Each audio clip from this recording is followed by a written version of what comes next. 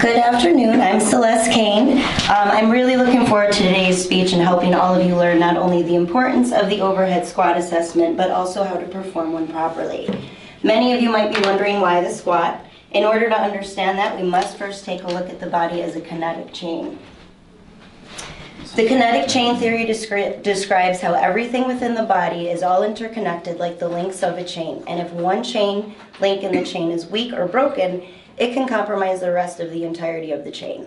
The body's skeletal system, muscular system, and nervous system are all links in a chain. If any one of them is out of order, it can create a greater risk for injury and will also not allow for maximum efficiency during exercise. Therefore, it's extremely important to assess a client properly before designing a training program. Things that affect this chain can include previous injuries, repetitive movement patterns, even diseases like arthritis or fibromyalgia. Repetitive movement patterns are also common in all clients.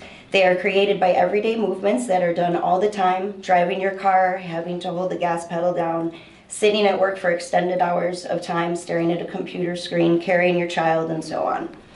In order to effectively determine these patterns and organize stretches and exercise that are beneficial to each client, trainers must use assessments.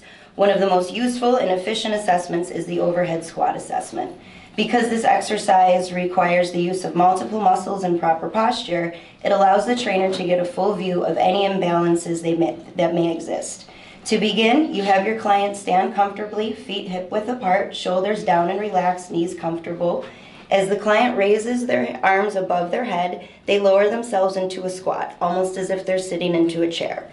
Have them slowly return to standing and repeat that squat 10 times. As the squats are performed, observe the client from the front or anterior view of the body and then from the side or the lateral view. While watching the client, you'll notice any imbalances within the body. For example, in a perfect squat, the arms will be in line with the ears and the head and neck are aligned with the spine. The core is tight so as not to lean too far forward. The knees stay straight and behind the toes, and the feet point forward with little turnout. When looking from a side view, the spine and shins will all form parallel lines. From the front, shoulders and hips are even and knees and feet point forward. Hips, knees, and feet are also in alignment. Some of the most common imbalances include lower back arching, indicating an underactive core, hamstrings, and glute muscles. Having an excessive forward lean indicates overactive hip flexors and underactive gluteus muscles. The arms falling forward indicate overactive latissimus dorsi muscles and underactive trapezius and rhomboid muscles. Knees falling inward or outward indicate weak abductors and adductors respectively. We can see all of this just from observing a squat. The squat is efficient and effective because anyone can do it. It requires no space and no equipment and can be repeated easily.